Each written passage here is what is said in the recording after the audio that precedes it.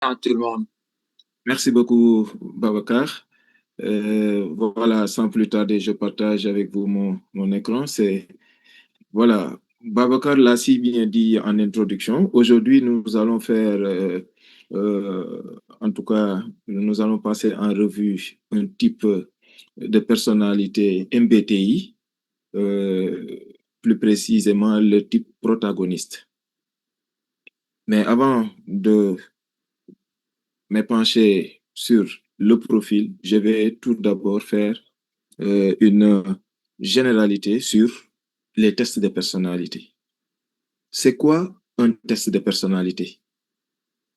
C'est un outil euh, psychométrique qui permet de montrer les préférences ou bien les spécificités individuelles. Vous savez que les individus ne réagissent pas tous de la même manière face à une situation. Et la psychométrie, cette branche de la psychologie différentielle, permet aujourd'hui de dire pourquoi un tel choisit la pensée et un autre choisit les sentiments. Pourquoi un tel choisit l'introversion, c'est-à-dire le fait de chercher de l'énergie en interne dans ses ressources propres, et qu'un autre cherche son énergie dans son environnement, c'est-à-dire il est extravert, extraverti. Il y a plusieurs outils, mais disons que le MBTI, le Myers-Briggs Type Indicator, est un outil très utilisé dans les recrutements, dans les profilages, dans les formations et même de manière individuelle pour saisir en tout cas nos préférences psychologiques. Et c'est tout l'intérêt de cette séance parce que ça nous permet de comprendre pourquoi nous agissons comme nous le faisons au quotidien face à des situations. Et qu'au même moment, nous voyons d'autres personnes agir de manière différente. Donc, le type de personnalité protagoniste est un peu présenté sous les initiales de ENFJ. Nous allons revenir sur chaque lettre et vous expliquer de quoi il s'agit exactement. Pour ce faire, on va élaborer un certain nombre de points à aborder à travers une introduction, les dimensions du MBTI, comment est un ENFJ, les milieux professionnels où ils sont vraiment très représentés. Mais ce qui sera beaucoup plus intéressant ici avec surtout Madame Sow, c'est la corrélation qu'on va faire avec la famille de métiers en question ici, l'ingénierie logicielle. Et vous allez voir où est-ce que vous allez vous situer par rapport aux soft skills dont il est question dans cette famille de métiers. Mais d'ores et déjà, je vous dis une chose, il ne faut jamais dire que j'ai tel profil, donc je ne peux pas, ou bien je dois aller. Non, on vous permet tout simplement de faire un état des lieux de ce que vous avez comme préférence. Et tenez-vous bien aussi, il n'y a pas de bonne ou bien de mauvaise préférence. Il y a des dispositions qui sont là, des dispositions qui sont innées, mais aussi qui sont acquises. Donc, sujettes à une évolution à partir de l'apprentissage. Donc, dites-vous que il s'agit tout simplement d'un état des lieux et que de ce fait, si vous faites un effort, vous pouvez aller dans le sens d'améliorer ce que vous voulez améliorer et peut-être de diminuer la présence ou bien la fréquence d'une attitude que vous ne voudrez pas peut-être laisser émerger dans votre personnalité. Donc, c'est de ça exactement qu'il s'agit ici. Oui, euh, il faut dire que le type MBTI ou bien le test MBTI permet de voir qu'il y a énormément de profils possibles. Et ici, on a 16 grandes euh, types, 16 grands types de personnalités, parmi lesquels on a les protagonistes communément appelés ENFJ. Oui. Et dans la population globale, on peut aller jusqu'à déterminer le pourcentage que vous constituez dans cette population-là. Et d'après les professionnels qui ont élaboré ce test, vous représentez 2 à 3% de la population globale. Donc, en fonction maintenant des environnements, de l'éducation et de beaucoup plusieurs autres facteurs, ce pourcentage-là peut en tout cas grimper ou bien descendre. Tenez-vous bien parce que ici, c'est des moyens. Donc, vous pouvez voir dans une population un nombre beaucoup plus grand que dans d'autres populations. Les dimensions maintenant du NBTI, on dit qu'il y en a 4. Oui, mais qui sont présentées de manière, en tout cas, dichotomique, c'est-à-dire 2 bornes. Une borne positive et, disons, une borne négative. Mais ici, pas dans le sens de supérieur et d'inférieur, non. Mais tout simplement, c'est des bornes qui sont parfois diamétralement opposées. C'est-à-dire, ce sont des contraires, des éléments antagonistes qui sont mis face à face. Et vous pouvez voir avec moi que là où on parle d'extraversion pour certains, pour d'autres, on va parler d'introversion. Là où on parle de sensation, pour certains, d'autres vont privilégier l'intuition. Là où on parle de pensée, il y aura de l'autre côté ceux qui mettent en avant le sentiment. Et là où il y a peut-être le jugement d'un côté, nous allons voir que de l'autre côté, il y a la perception. Et ce n'est pas des éléments qui sont donnés comme ça sans, euh, sans raison. C'est-à-dire que ça décrit des activités. Oui, soit c'est la source d'énergie. De quelle manière une personne puise son énergie? Oui, il y a des gens qui puisent leur énergie dans leur fort intérieur, de manière interne, intrinsèque. C'est-à-dire qu'ils n'ont pas besoin peut-être de la présence des autres ou bien d'un environnement propice pour pouvoir, en tout cas, mobiliser de l'énergie. Par contre, pour d'autres, ils ont besoin de la présence des autres, d'un environnement propice pour pouvoir, en tout cas, mobiliser de l'énergie. C'est pourquoi on parle de l'extraversion ou bien de l'introversion.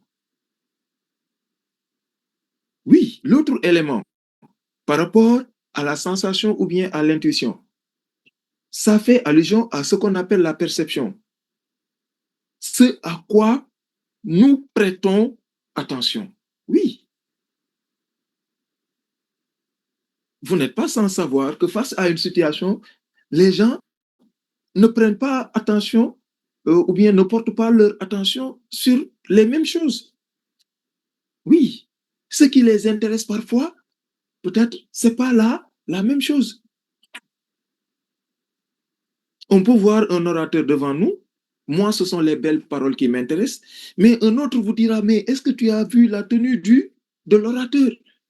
Quelqu'un d'autre te dira, est-ce que tu as vu son gestuel? Un autre te dira, est-ce que vous avez prêté attention à ses sueurs? Ainsi de suite, ainsi de suite. Chacun va porter attention à quelque chose qui lui tient à cœur. Et c'est peut-être là où nous sommes différents les uns des autres. Parce que moi, je porte attention à ce que me donnent mes 5 sens, je veux parler de l'ouïe, de l'odorat, du goût, du toucher et de, en tout cas, l'ouïe ou bien de la vue. Un autre va porter attention sur ce que lui donne ce qu'on appelle le sixième sens ou bien le flair. Oui. Comment est-ce que nous prenons nos décisions? Il y a des gens, ils prennent leurs décisions au bout d'une réflexion très poussée. D'autres vont prendre leurs décisions tout simplement parce qu'il y a des sentiments derrière. Oui, c'est un sentiment patriotique. C'est un sentiment peut-être religieux. C'est un sentiment amical, oui, qui guide mes pas ou bien ma prise de décision. Et pour terminer, le style de vie. Comment est-ce que, voilà, je fonctionne?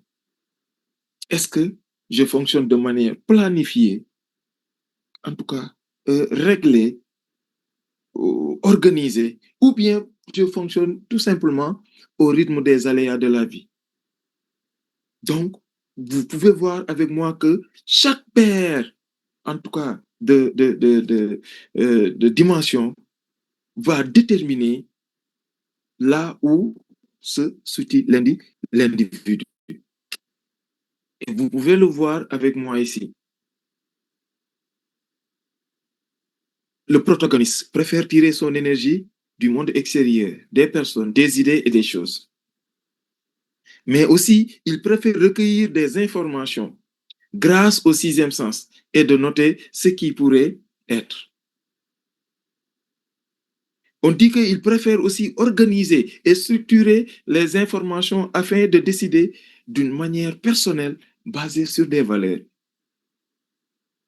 Mais aussi, il préfère vivre de manière planifiée et organisée.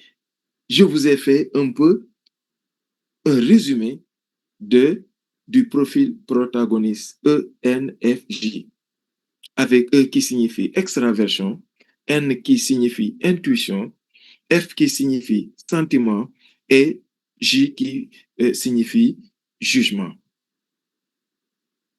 Donc, N, intuition. C'est quoi l'intuition? C'est ce que nous avons de spécifique et qui nous pousse à aller dans une certaine direction.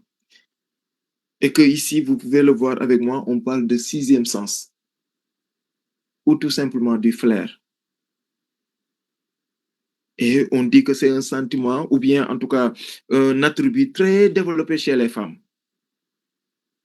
Oui. Les ENFJ ont des caractéristiques auxquelles on les reconnaît. Quelles sont ces caractéristiques-là?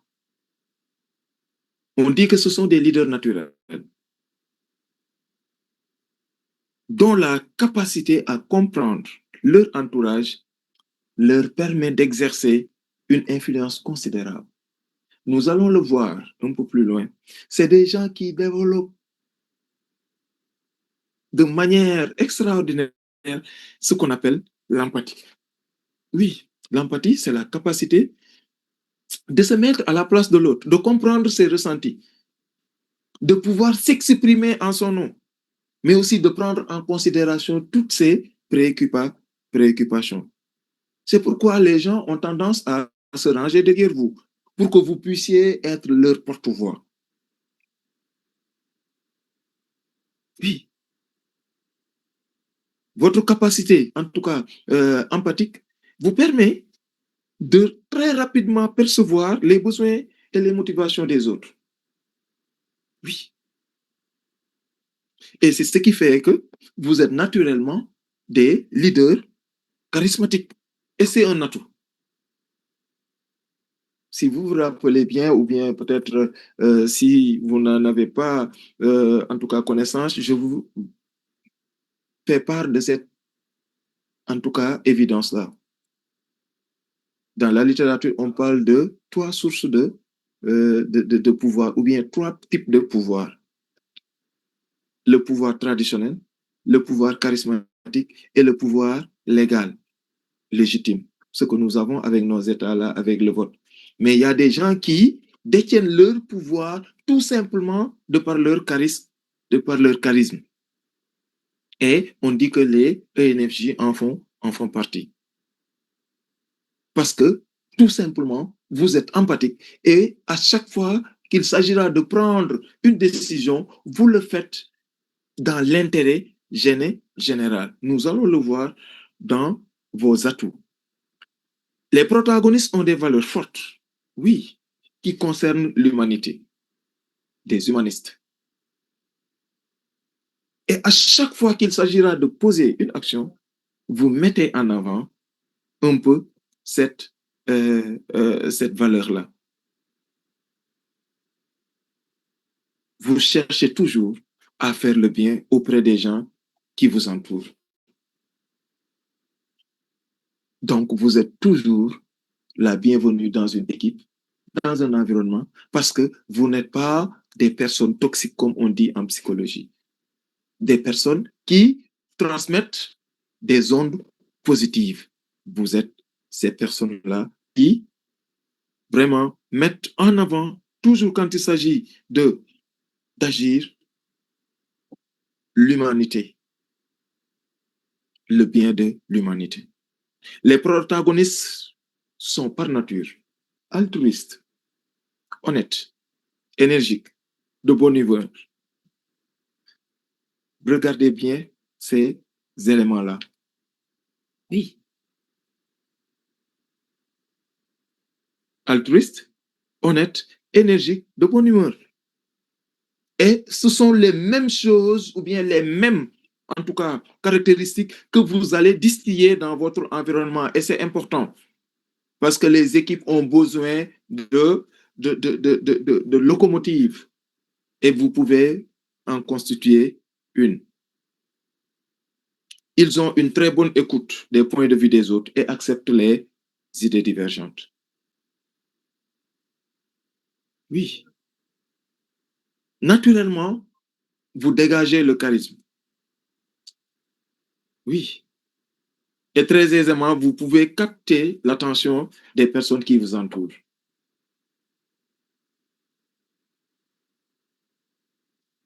Ces éléments-là ne sont pas les dires de M. Sow Mohamed, non. Ce sont les psychométriciens qui ont dégagé ces caractéristiques-là pour les protagonistes.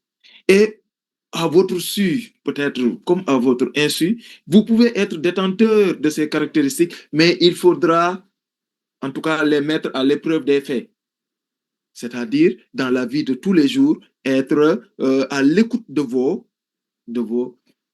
préférences.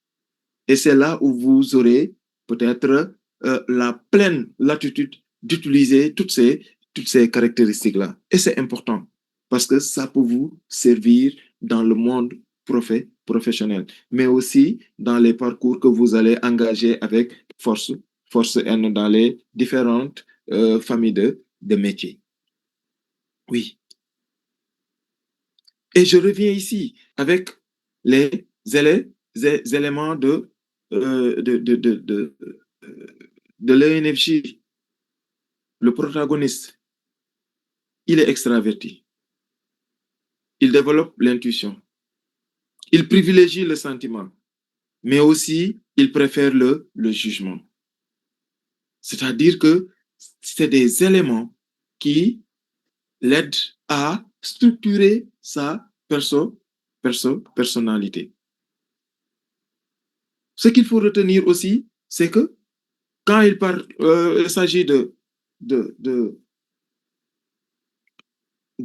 personnalité MBTI, il faut retenir une chose. Il y a ce qu'on appelle la fonction dominante. Quand on parle de fonction dominante ici, par exemple, chez le protagoniste, il y a l'extraversion, c'est-à-dire le besoin d'être entouré, d'être en chaleur avec les individus. C'est-à-dire que vous aurez du mal, ou bien en tout cas, vous ne préférez pas trop travailler en solo, comme qui dirait dans une sorte de vase clos. Non, vous voulez à chaque fois être entouré par des gens et travailler dans des environnements où il y a ce qu'on appelle des relations. Oui. Maintenant, qu'est-ce qui va peut-être vous poser problème? Travailler dans un environnement où vous êtes toujours obligé d'être seul ou bien de travailler voilà, entre quatre murs sans pour autant qu'il y ait des relations interpersonnelles. Mais dans le domaine de l'ingénierie logicielle, on verra peut-être bien cela. Il faudra peut-être parfois avoir le besoin de se recueillir, de s'isoler ou bien en tout cas peut-être de travailler en solo. Donc, c'est là où c'est encore important de faire les tests de personnalité parce que ça vous rend compte sur votre préférence et vous donne ce qu'on appelle le chemin de développement. Qu'est-ce qu'il vous faudra faire pour développer en tout cas les points que l'on pourrait nommer de points faibles dans votre personnalité. Oui. Le protagoniste est actif. Le protagoniste est extérieur. Il est sociable. Il est public. Il développe de nombreuses relations. Le protagoniste est expansif. Le protagoniste favorise les interactions. Il est à l'aise avec les gens, mais aussi il a beaucoup d'énergie que l'on peut qualifier de centrifuge. Il est dans les grandes lignes, dans l'imaginatif, dans les inventions, dans l'aléatoire, dans le flair, dans les variétés, mais aussi dans l'anticipation du futur et le changement. Et je parie que c'est important dans le développement de l'ingénierie logicielle d'avoir à peu près ces qualités-là. L'imagination, l'invention, le changement, l'anticipation du futur. Quand on vous dit que dans certains pays, ils sont en avance de peut-être 25 ans quand il s'agit de développement technologique, c'est un peu ça. Ils anticipent sur des besoins peut-être qui vont surgir dans 20-25 ans. Oui. Donc, l'ingénierie logicielle doit pouvoir un peu épouser ces contours-là. Et que les ENFJ, les protagonistes, ont un mot à dire dans ce domaine. Pourquoi? Parce qu'en réalité, ils ont des soft skills qui leur permettent de bien réussir et de bien s'épanouir dans ce secteur-là. Et c'est sûr que Mme Sow va revenir amplement sur ces éléments. Le protagoniste est subjectif. Il est harmonieux. Il est chaleureux. Il est personnel. Il est dans les compléments empathiques. Oui, il est dans les valeurs. Oui. C'est-à-dire que malgré ses caractéristiques imaginatives, inventives ou bien aléatoires, il est ancré dans des valeurs. Et on le dit, même dans le domaine de la technologie ou bien de l'intelligence artificielle aujourd'hui, il y a toujours des valeurs qui doivent sous-tendre notre action professionnelle. Et c'est important. Oui. Malgré cela, on dit aussi qu'il est très structuré. Ils sont très organisés. Ils sont dans la réflexion. Ils sont dans la planification. Je ne veux pas anticiper, mais c'est sûr que vous allez voir que c'est des caractéristiques, oui, que nous recherchons chez des gens qui sont dans l'ingénierie logicielle. Oui. Donc, regardez bien ces qualificatifs-là. Voyez dans la vie de tous les jours, de manière pratique, qu'est-ce que vous mettez en avant et qu'est-ce que peut-être vous n'avez pas encore exploré et utilisé dans votre quotidien. dites-vous que c'est le moment.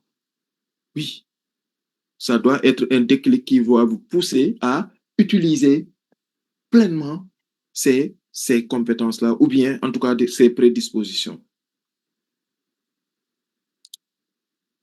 Les points forts. On dit que vous avez d'excellentes qualités humaines. Et c'est important aujourd'hui.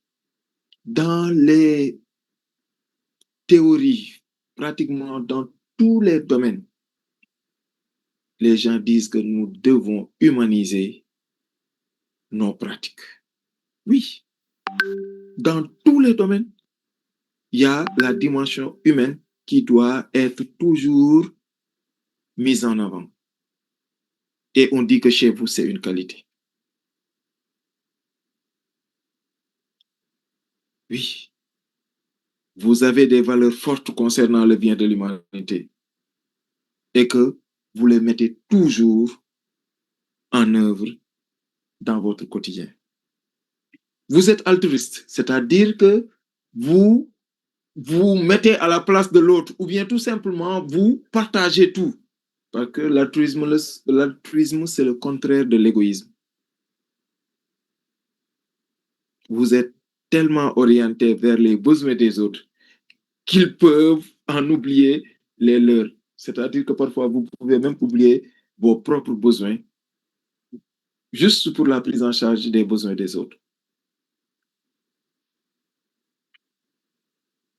La capacité d'écoute, une denrée rare. Les gens savent parler, mais ils ne savent pas écouter. Quand vous parlez, ils ne vous écoutent rien que pour vous répondre. Non, la capacité d'écoute, c'est important. C'est beaucoup plus vaste que ça. Et de plus en plus, il y a pas mal de gens qui vont vers des formations euh, dans ce secteur-là, l'écoute active, mais aussi l'empathie, la capacité de se mettre à la place de l'autre, de penser comme pense l'autre, ou bien tout simplement de prendre en considération dans notre réflexion des préoccupations des autres. Et c'est important dans la vie. Quand nous sommes obligés de travailler avec des autres, à chaque fois que nous devons prendre des décisions, à chaque fois que nous devons porter des voix, nous devons le faire en prenant en considération les préoccupations des autres. Donc, ça, c'est un élément qu'il faudrait prendre en considération, l'empathie.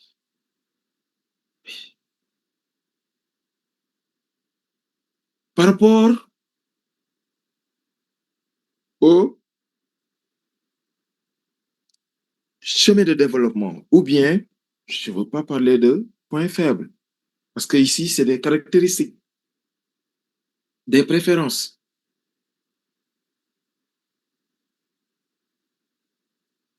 Il y a ce qu'on appelle la crainte de la solitude, l'incapacité à prioriser ou à dire non, l'excès d'altruisme, la faiblesse de l'estime de soi.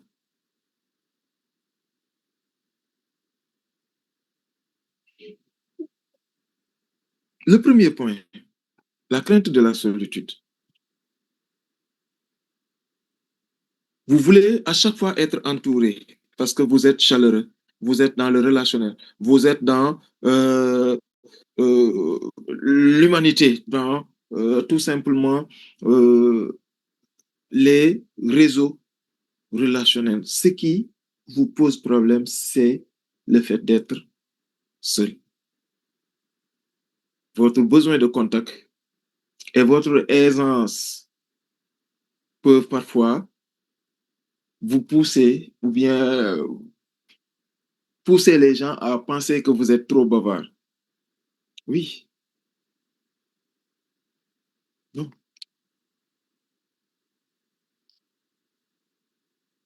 Mais aussi votre incapacité à prioriser. Là, je peux mettre du doigt parce que je peux mettre le doigt sur ce point-là. Pourquoi? Parce qu'en réalité, parmi les éléments déclencheurs du stress, il y a l'incapacité à prioriser. Parce qu'à chaque fois, on se met la pression peut-être pour rien. Si on avait euh, la capacité de prioriser ou à dire non, surtout, parce que parfois aussi, il faut savoir dire non. Quand cela, quand même, semble indispensable. Mais on dit que le protagoniste ne sait pas dire non. Et tout ce qu'il prend comme engagement, il va essayer de le faire parce qu'il est sincère. Ce qui fait que parfois, il va se faire violence. 2 minutes, Mohamed. Oui, merci Babacar. L'excès d'altruisme, c'est-à-dire le fait de toujours mettre en avant les autres. Ça aussi, c'est un élément qui pose problème. Et il faudra peut-être aller vers ce qu'on appelle le juste milieu. Je ne veux pas être égoïste, mais aussi je ne serai pas dans l'excès quand il s'agira d'altruisme. L'estime de soi qui peut être atteinte, parce que par moment, quand il y a des critiques, le protagoniste peut penser que c'est sa propre personne qui est visée, alors que tel n'est pas le cas. Les stresseurs potentiels, ce sont les tâches routinières, le manque de contact, la récurrence des critiques, les tâches demandant la logique, le rationnel, les attaques personnelles. Tout cela, c'est des éléments qu'il faudra très bien recenser. Et il y en a tant d'autres. Parce que dans la vie, il faut tout faire pour recenser ces stresseurs et faire de telle sorte que, voilà, d'adopter un plan de prévention. Ce qui fera que vous n'aurez pas de problème pour faire face au stress. Par rapport à la communication, vous êtes naturellement charismatique parce que vous prenez en considération les préoccupations des autres. Et de ce fait, vous captez leur attention. Votre communication verbale est fluide, mais aussi, il faut aller quand même l'éprouver dans les faits, mais aussi vous êtes rassembleur, c'est-à-dire que vous êtes dans la prise en considération des préoccupations des uns et des autres. Par rapport à la gestion des conflits, vous êtes toujours dans ce qu'on appelle la, euh, la cohésion, dans l'harmonie. Ce qui fait que vous prenez beaucoup sur vous pour qu'il y ait de l'ordre de l'harmonie entre collègues dans un groupe de travail ou bien entre copains quand il s'agira de compagnonnage. Et de ce fait, vous voilez vos dissidences dans la diplomatie pour éviter des malaises. Vous évitez les contradictions, mais par moment aussi, dans le milieu professionnel, c'est des choses qui ne doivent pas manquer, parce que de la contradiction, de la discussion jaillit la lumière. Vous valorisez l'unité et le consensus, mais aussi vous préservez l'harmonie. Par rapport à la prise de décision, oui, vous êtes fortement influencé par les préoccupations des autres. Oui, mais dans votre prise de décision, vous prenez en considération ce qu'on appelle l'éthique, les valeurs. Et vous cherchez toujours à comprendre comment est-ce que les décisions que vous allez prendre ou bien que vous allez faire adopter vont affecter la vie des autres. Mais aussi, vous préférez une approche de prise de décision collective. Donc, vous voyez un peu tout ce que nous avons énuméré par rapport à vos qualités, à vos points faibles, mais aussi tout simplement votre réaction au stress, votre communication, la prise de décision. Ça doit vous servir. Donc, ce n'est pas des choses qui sont données euh, pour de bon, mais c'est des choses auxquelles on vous invite à prêter attention. Sans plus tarder, je vais laisser peut-être à Madame Sow le soin de revenir amplement et clairement sur le cadre professionnel, mais aussi faire le link entre le protagoniste et l'ingénierie logicielle. Je vous remercie de votre aimable attention. Madame Sow, vous avez la parole.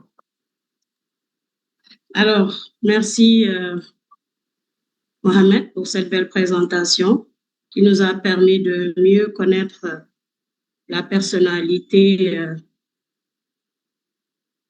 protagoniste. Alors, comme vous l'avez dit, nous allons vraiment entamer la partie orientation professionnelle.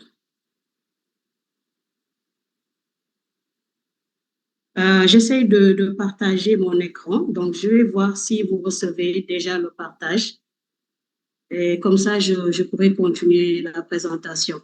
Oui. Babacar, On reçoit bon? bien. Oui, c'est bon. Il faut juste mettre en plein écran.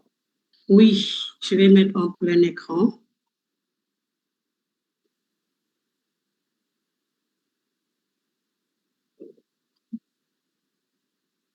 Voilà, donc merci Mohamed, je disais, pour cette présentation. On comprend et on connaît mieux, en tout cas, cette personnalité.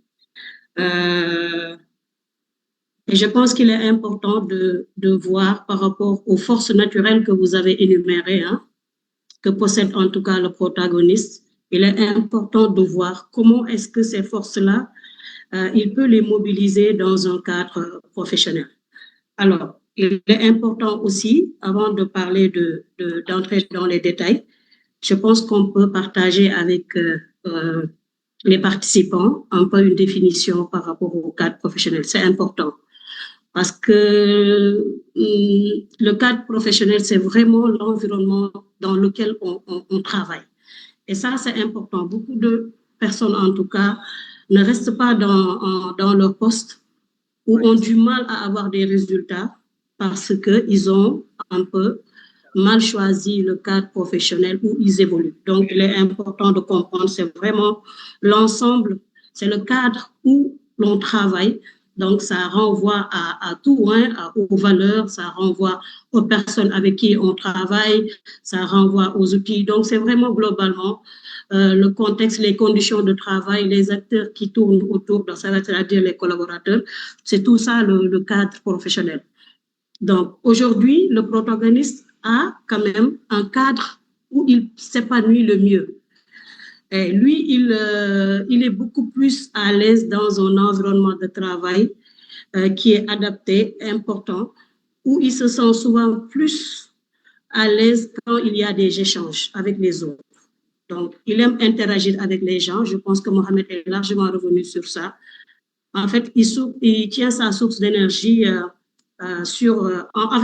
en contact avec les autres. Donc, il aime être entouré de personnes. Donc, c'est pour ça qu'il aime être vraiment dans des environnements de travail où il peut échanger avec les autres, contribuer à un objectif commun, parce qu'il aide beaucoup les gens à progresser. Donc, guider une équipe et avoir un impact positif surtout, c'est quelqu'un qui aime vraiment aider les gens, mais qui est dans les dispositions, toujours dans une dynamique de tout positiver. Donc, c'est pour ça qu'il veut être dans un environnement où il y a moins de problèmes, il y a moins de conflits. Il se sent généralement plus à l'aise dans un cadre professionnel dynamique, collaboratif, effectivement, parce qu'il parle d'équipe, parle de personnes aussi, parle de collaboration et axé sur les relations humaines. Il est foncièrement orienté relations humaines. Donc, dans ce cadre, effectivement, il serait beaucoup plus à l'aise dans des métiers où il peut guider, organiser et inspirer, en tout cas, les personnes. Alors, le cadre professionnel, c'est important, mais je pense que quand on parle de cadre, c'est global, mais il y a le contenu. Le contenu, c'est ce qu'il y a dedans. Et c'est ce qu'on va voir aujourd'hui, tout à l'heure, avec le prochain slide. On va un peu vous montrer que chaque soft skills, plutôt chaque profil a et possède en tout cas des atouts qu'il peut mobiliser pour travailler dans n'importe quel domaine, mais plus particulièrement dans le domaine qui nous intéresse aujourd'hui. Et pour ça, il est important qu'on puisse voir les soft skills qui découlent en tout cas de cette personnalité qu'on vient de présenter de façon détaillée. Et ces soft skills-là, il a des atouts, des forces naturelles qu'il possède, qu'il peut mobiliser dans n'importe quelle famille de métier, mais encore plus dans la famille de métier qui nous intéresse. Alors, nous avons pris quelques soft skills essentiels qu'on va vous présenter, que possède le protagoniste. Nous avons un peu leadership. Mohamed est largement revenu sur ça. C'est un leader, il est charismatique, c'est un leader né. Il a la capacité de motiver, de guider les autres vers un objectif commun. C'est tout à l'heure ce que je disais par rapport au cadre professionnel. Il communique bien, il sait écouter activement, et c'est l'écoute active qui nous permet de pouvoir interagir, de communiquer de façon efficace avec les gens. Parce qu'on arrive à comprendre ce qu'il dit, on se met à leur place, et ça, c'est très important. Et c'est là où on apporte des solutions ou des réponses, en tout cas, qui sont adaptées. Et ça, c'est une capacité que possède le protagoniste, et ça favorise effectivement des échanges constructifs. Il y a l'esprit d'équipe, il aime être entouré, il aime travailler avec les plus que, donc c'est quelqu'un qui aime toujours travailler avec des personnes, travailler avec des groupes. Donc, il a cette capacité, en tout cas, de valoriser les talents qui tournent autour de lui et à favoriser une ambiance positive et soudée. Parce que pourquoi? Il pousse les autres, il les pousse, il pousse les autres à aller au-delà un peu de leur capacité. Il les aide à progresser, à monter en compétences. Et ça, dans une équipe quand même, c'est quelqu'un qui est un atout fort dans une équipe parce qu'il aide à atteindre les objectifs qui sont fixés. La confiance en soi, donc c'est quelqu'un qui a cette confiance-là parce que je pense que si c'est ça qui lui permet de développer cette estime, il est altruiste, on l'a dit. C'est quelqu'un qui aime aider les autres, qui aime être, il s'oublie même parfois, il s'oublie. Donc, et pour ça, quand même, la confiance en soi lui permet en tout cas de défendre ses idées et d'inspirer les autres. Parce qu'aujourd'hui, si vous voulez aider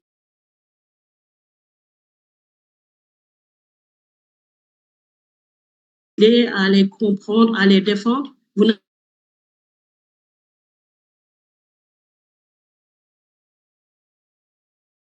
c'est quelqu'un, on l'a dit, qui est bienveillant, qui est vraiment tourné vers les autres et qui prend ses engagements au sérieux. Il assure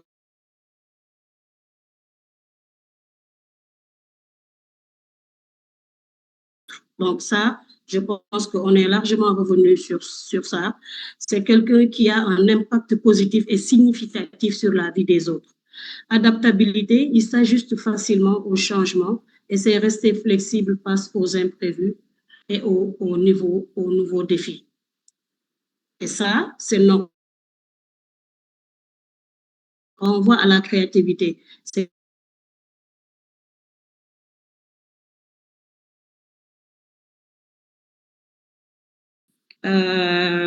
Mohamed. Oui, Fatou. Ingénierie. Alors, même si chaque personnalité possède ses propres forces, mais il y a quand même l'ingénierie logicielle qui demande aussi des compétences transversales essentielles pour réussir dans ce domaine. Et il est important de voir ces soft skills-là présentés comme suit. Nous en avons pris quelques qu'on va vous présenter. Essentiels que l'on doit posséder en tout cas pour travailler dans le domaine de l'ingénierie. Alors, rappelez juste que l'ingénierie logicielle quand même mobilise plusieurs acteurs, plusieurs profils autour. On a en général des utilisateurs, on a les clients, on a les développeurs. Donc, il y a plusieurs profils qui tournent autour de ce métier-là et qu'il y a beaucoup d'activités à faire. C'est des projets, il y a de la planification, il y a beaucoup de choses à faire. Et parfois, ça nécessite des soft skills essentiels qu'il faut posséder, en tout cas pour pouvoir être à l'aise dans cette famille de métiers. Entre autres, il y a la résolution de problèmes, le travail d'équipe, la communication efficace. Sur ces points-là, nous allons beaucoup plus revenir en détail sur les aspects, surtout par rapport aux slides qui vont revenir, parce que nous allons voir après les soft skills qu'on peut mobiliser en tout cas pour travailler dans ce domaine et les soft skills qui seront développés. Et là, vous verrez plus en détail en tout cas le contenu de ces soft skills-là. La résolution de problèmes, donc je disais, le travail d'équipe, la communication efficace, c'est important. Tout à l'heure, je parlais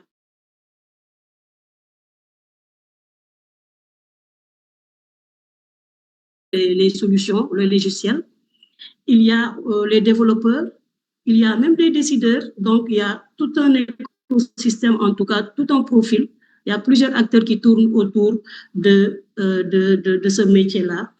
Il y a l'adaptabilité, l'apprentissage continu. Nous sommes dans un domaine en constante évolution, la technologie. Alors, si on n'est pas en veille, si on n'apprend pas, alors on est déphasé. On est sur des solutions obsolètes qui sont dépassées. Donc, il faut toujours s'inscrire dans une posture d'apprentissage continu. Et pour ça, l'esprit critique nous aide parce que ça nous aide à poser des questions en profondeur. Pourquoi ça? Comment le faire? Et surtout, ça nous aide, si on entre en profondeur dans les problèmes, les décortiquer, ça nous permet de trouver des solutions adaptées et des solutions efficaces. Il y a la pensée analytique et logique aussi.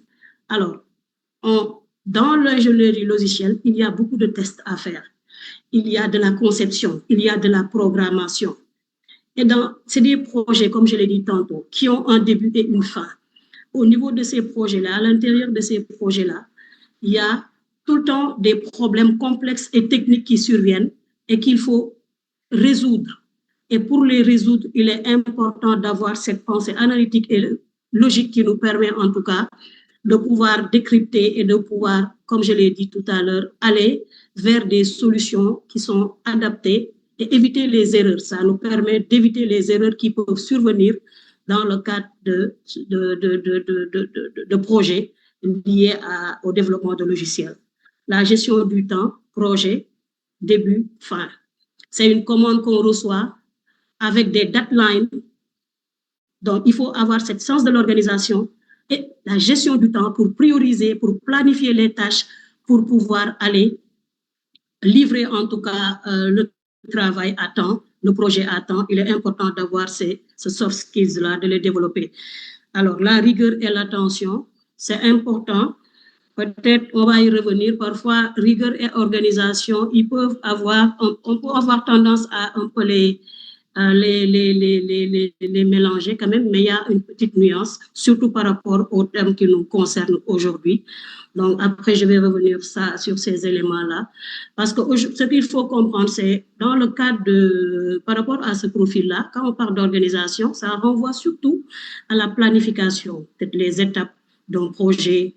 Voilà, c'est vraiment les planifications, les tâches, les planifier. Et la rigueur, c'est encore beaucoup plus soutenu parce que là, on parle de tester de chaque fonctionnalité. On est plus dans les détails quand on parle de rigueur. Donc, c'est un peu pour faire cette comparaison. C'est pour ça et que lui, il possède en tout cas tous ces éléments-là. Vous devez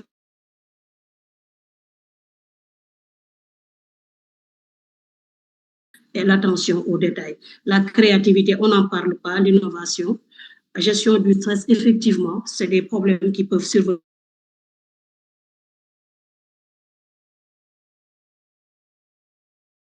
Pour négatif, des clients qui ne sont pas contents, donc il faut se préparer à ça, ça peut arriver. Donc, il est important de comprendre qu'il faut avoir cette capacité de gérer ces retours négatifs-là pour pouvoir gérer le stress et éventuellement pouvoir rebondir de façon très structurée et très positive. Alors, nous avons parcouru un peu les soft skills que possède le protagoniste. Et nous avons aussi partagé les soft skills qui sont essentiels pour travailler dans le domaine de l'ingénierie logicielle. Alors, je suis protagoniste. Quels sont les soft skills que j'ai la possibilité de mobiliser pour travailler dans le domaine de l'ingénierie? Quelles sont mes forces, mes atouts? Alors, signalez juste rapidement retenez que quand on parle de soft skills, pourquoi c'est important? Les soft skills, durant tout le parcours d'accompagnement vers l'insertion, vous les utilisez. Depuis les outils, c'est depuis même le PPP, vous utilisez tout ça, les CV, la lettre de motivation, l'entretien. Vous devez connaître vos soft skills. C'est ça qui vous aide à être mieux préparé à affronter le marché de l'emploi, en plus des compétences techniques. Donc, il est important de pouvoir connaître ses atouts et ses points forts. Et vous, en tant que protagoniste, voilà un peu des soft skills que vous possédez, que vous pouvez utiliser en tout cas pour évoluer dans le domaine de l'ingénierie logicielle. Il y a l'empathie. Alors, pourquoi l'empathie c'est important et que c'est une force chez vous? Parce qu'aujourd'hui, le protagoniste, ça lui permet de comprendre facilement les besoins des utilisateurs. Tout à l'heure, je parlais de tout ce qui tourne autour du développement de logiciels. Donc, il y a entre autres les utilisateurs finaux, il y a les clients. Donc, le fait d'avoir cette capacité-là, l'empathie vous aide en tout cas à comprendre facilement les besoins des utilisateurs, des clients et même des collègues avec qui vous travaillez, ce qui vous aide à concevoir des solutions plus adaptées et à mieux collaborer avec dans les projets. Alors, dans les projets, il faut collaborer avec plusieurs profils, plusieurs acteurs. Il est important d'avoir cette empathie-là, de pouvoir se mettre à la place des autres, de comprendre leurs émotions. La communication, pourquoi c'est important? Parce que ça facilite les échanges au sein de l'équipe et ça vous permet d'expliquer clairement les idées techniques et favorise une bonne coordination entre développeurs, managers et clients. Quand vous avez cette capacité de communiquer, vous avez la possibilité aujourd'hui d'interagir, d'échanger, voilà, d'instaurer un cadre collaboratif qui est performant parce que c'est basé sur les idées, la compréhension des autres et l'écoute active. Et ça, c'est important. Il y a le leadership que vous pouvez mobiliser, bienveillant leadership. Vous êtes des leaders nés, vous êtes des leaders, ça, on l'a dit. Et un leader, en général, il accompagne, il guide. Et ça, c'est quelque chose qui vous aide à motiver les équipes avec qui vous travaillez, à les aider à fédérer autour d'un objectif commun et surtout à les encourager vers un climat de travail positif. Alors, il n'est jamais bon d'être dans un cadre conflictuel, dans un cadre où l'ambiance n'est pas bonne à vivre. Là, c'est difficile d'atteindre les objectifs. Donc, le protagoniste, c'est vraiment un atout dans un groupe, surtout par rapport à son leadership. Donc, il aide vraiment les groupes, les équipes à aller en avant. Il les motive et il les aide à aller vers des projets où la collaboration est vraiment la ligne de mire. Donc, on fait focus sur la collaboration et le respect dans le cadre des équipes de projet. La créativité vous permet d'apporter des idées nouvelles et vous permet aussi de proposer des solutions innovantes pour résoudre certains problèmes techniques ou améliorer l'expérience utilisateur. Alors, tout à l'heure, je parlais des problèmes. Effectivement, dans le cadre de ces projets-là, il y a toujours des problèmes complexes à résoudre, à décrypter. Et cette capacité de créativité vous permet déjà par moment même d'anticiper sur ces erreurs-là. Ça vous aide non seulement d'apporter de nouvelles idées, mais ça vous aide aussi à anticiper sur de nouvelles solutions assez innovantes. Donc, vous n'êtes pas réfractaire au changement, vous êtes ouvert à la créativité, à l'innovation. Et je pense que dans ce domaine-là, quand même, c'est ça qui nous permet non seulement d'avoir des projets assez innovants, mais surtout de pouvoir interagir avec l'ensemble des clients et des utilisateurs et d'avoir des solutions impactantes sur le plan économique, environnemental et tout. Donc, il est important de pouvoir avoir cette créativité pour mettre en place ou en tout cas proposer des solutions innovantes qui sont vraiment adaptées aux besoins des utilisateurs et des clients. L'esprit d'équipe, donc, c'est vraiment le cadre collaboratif, on en a parlé, qui est essentiel aussi dans le domaine de l'ingénierie. L'organisation, alors, il peut structurer les tâches parce qu'effectivement, le protagoniste a cette capacité, cette facilité à organiser, à structurer des tâches. Il est à l'aise dans la planification, donc il coordonne les étapes d'un projet et respecte les échéances, ce qui aide dans la gestion du développement de logiciels. Parce qu'aujourd'hui, quand on parle de développement de logiciels, alors, la planification et l'organisation sont essentielles parce que c'est des projets, en tout cas, parfois qui sont sur une longue durée. Il va falloir planifier, prioriser, travailler sur des tâches parfois même répétitives. Donc, il est important de pouvoir avoir cette capacité d'organisation, de pouvoir tout structurer. Et c'est ça qui nous permet, en tout cas, d'aller jusqu'au bout des projets qui sont entamés. Le sens de la responsabilité. Le protagoniste prend ses engagements au sérieux. Effectivement, il s'implique dans la qualité du travail et cherche à mener les projets à bien, et cherche à mener les projets à bien, cherche à mener les projets de manière fiable. Alors, pourquoi? Le sens de la responsabilité. Dans ces projets-là, il y a ce qu'on appelle des décideurs, il y a des clients, il y a des utilisateurs.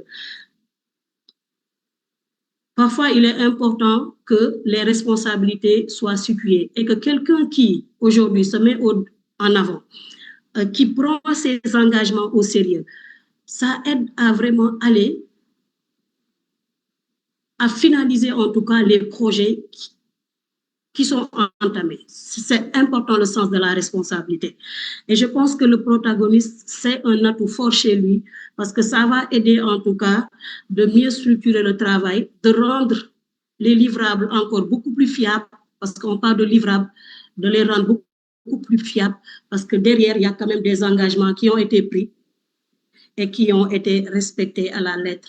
Et ça, je pense que ça peut contribuer effectivement à donner, à mettre en place, à livrer des projets qui sont assez impactants au profit des utilisateurs et des clients. Par contre, il a beaucoup d'atouts, parce qu'il est foncièrement orienté humain. Il aime travailler dans un cadre collaboratif. Il aime interagir avec les gens. Mais quand même, comme tout profil quand même, il a des points de développement, des soft skills à renforcer. Nous en avons juste pris quelques. La rigueur, effectivement, je l'ai dit tout à l'heure, qu'il faut nuancer un peu par rapport à l'organisation. Ici, quand on parle de rigueur pour le protagoniste, c'est que lui, il privilégie souvent la vision globale et les relations humaines, ce qui peut rendre plus difficile l'attention constante aux détails techniques et aux procédures strictes. Et tout à l'heure, j'en ai parlé. L'attention aux détails, c'est vraiment important dans le cadre de ces projets-là.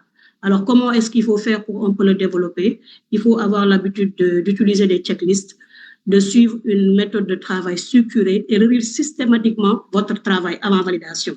C'est important. Ça nous aide à développer la rigueur. Il faut avoir l'habitude de relire le travail, voilà, de suivre une méthode, donc d'être cohérent. Ça nous aide à non seulement évaluer ce qu'on fait, mais ça nous aide à valider le travail qui est fait. La patience. Pourquoi? Parce que quand même, on travaille sur des projets longue durée en général. Donc, il est important de pouvoir d'être patient pour pouvoir travailler sur ces projets-là. Il y a des tests à faire, il y a des corrections, parfois il y a des erreurs qui surviennent. Parfois, il y a des retours. Le client n'est pas... Il y a des retours négatifs. Donc, on est obligé de retravailler sur les projets. Mais tout ça, il faut le prendre en considération.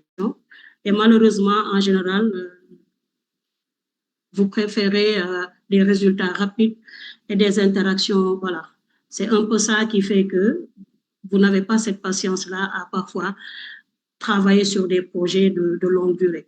Et c'est quelque chose qu'il faut développer. Il faut avoir l'habitude de séquencer le travail, d'avancer étape par étape et d'accepter les retours. C'est important.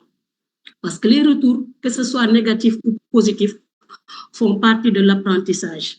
Et ça nous aide à se fixer des objectifs progressifs. Donc, c'est les retours même qui nous permettent parfois, et en général même, je dis, d'améliorer le travail qui est en train d'être fait. Donc, c'est important non seulement de les prendre en compte, de les accepter, mais de les rendre en tout cas positifs et de ne pas être dans une posture de négativité. La résolution de problèmes, donc, pourquoi? Parce qu'en général, il peut davantage s'appuyer sur l'intuition et les relations humaines. Je pense que ça, Mohamed en a parlé tout à l'heure, que sur une analyse technique approfondie face à des problèmes complexes.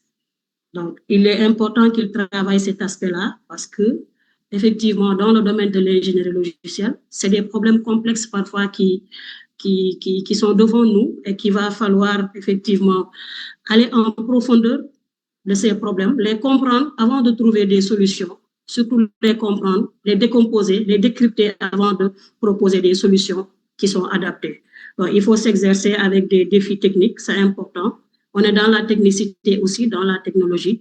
Il est important, même si vous êtes orienté relations humaines, il est important de travailler sur les aspects techniques, donc en décomposant en général des problèmes qui sont un peu techniques. Il faut travailler sur ces aspects-là, vous rapprocher des professionnels qui sont dans le métier, qui vont vous aider un peu à relever certains défis techniques, surtout par rapport aux problèmes complexes qui peuvent survenir, à non seulement les décomposer, mais à trouver des solutions adaptées par rapport à ces problèmes-là.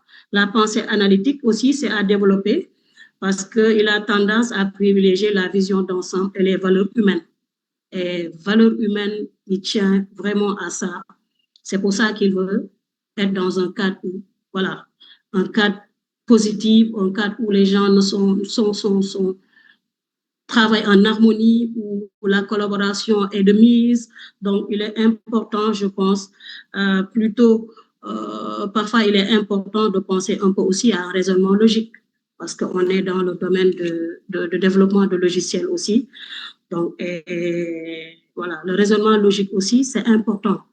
Donc, il faut détailler, structurer et exiger quand même sur la programmation. Il est important de comprendre que la programmation nécessite parfois ces éléments-là. Voilà, de travailler sur un raisonnement logique, de pouvoir en tout cas travailler sur ces éléments-là. La gestion du stress et résilience, les bugs, les échecs techniques et les délais serrés peuvent être plus difficiles à gérer car le protagoniste peut être affecté par la pression ou la critique. Alors, pourquoi? Parce qu'en général, comme je l'ai dit, il aime être dans un environnement où il y a l'harmonie qui règne. Alors, s'il est critiqué, il peut être mal à l'aise. Donc, ça, c'est quelque chose qui peut l'affecter. Et en général, avec les retours clients, quand même, on peut avoir des retours négatifs. Donc, il faut accepter ces critiques-là et les intégrer et les mettre dans une dynamique d'apprentissage continu. Alors, il faut mieux gérer pour ça, comment les développer, il faut mieux gérer les priorités, considérer les erreurs comme des opportunités d'apprentissage, justement, et développer des stratégies pour rester calme face aux difficultés. Surtout les priorités, parce que lui, il a tendance à ne jamais dire non. Donc, pour lui, il accepte tout. Et en général, tu es surbooké, ce n'est pas évident. Et ça peut être néfaste dans le domaine de l'ingénierie logicielle. Donc, c'est quelque chose que vous devez travailler.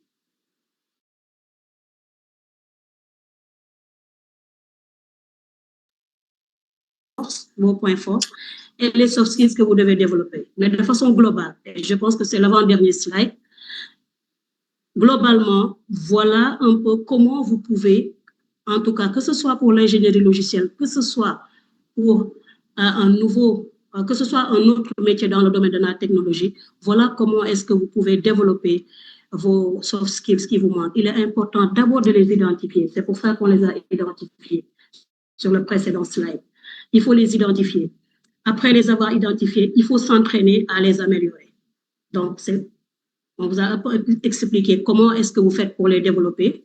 C'est important de vous entraîner parce que c'est ça qui vous permet, en vous entraînant, vous sortez de votre zone de confort. Vous vous dites, j'ai un point à améliorer, alors je vais tout faire pour m'inscrire dans une dynamique de l'améliorer. Et pour ça, je sors de ma zone de confort.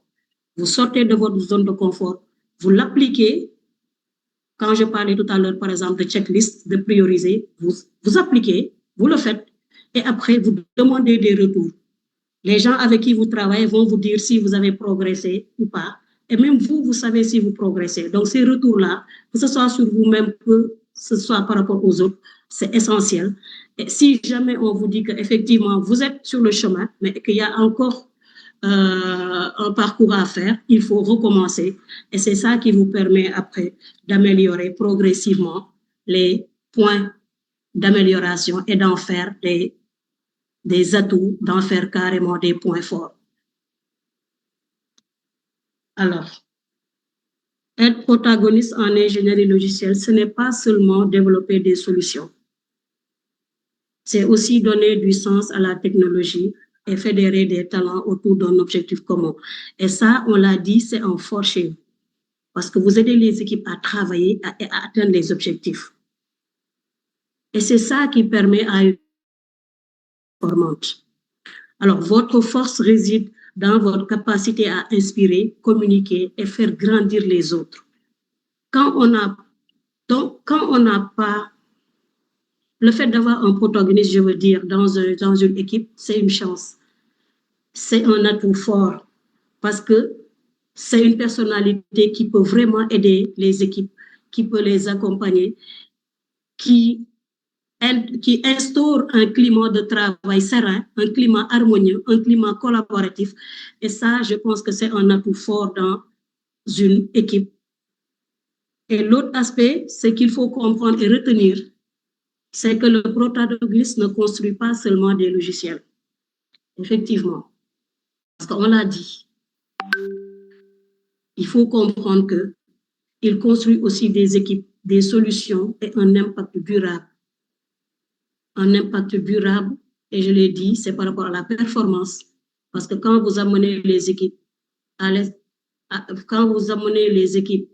quand vous développez leur potentiel, quand vous les amenez à travailler dans un cadre collaboratif où ils sont à l'aise, quand vous les amenez vers les objectifs du groupe, je pense que ça contribue à avoir un impact non seulement positif, mais durable surtout pour l'entreprise. Et c'est ça qui permet un peu d'avoir des projets impactants et des projets qui répondent aux besoins des utilisateurs finaux. Donc, dans l'ingénierie logicielle, votre grande force sera de mettre la technologie au service des personnes. Et ça, vous savez le faire parce que vous êtes bienveillant et vous êtes foncièrement orienté vers les relations humaines. Vous les comprenez, vous les écoutez, vous communiquez bien avec eux, vous les aidez. Et ça, je pense que en plus de l'effort que vous devez faire dans le domaine tech, surtout par rapport aux soft skills que vous devez développer, quand vous combinez tout ça, vous allez être une force incontournable dans le domaine de l'ingénierie logicielle. Je vous remercie.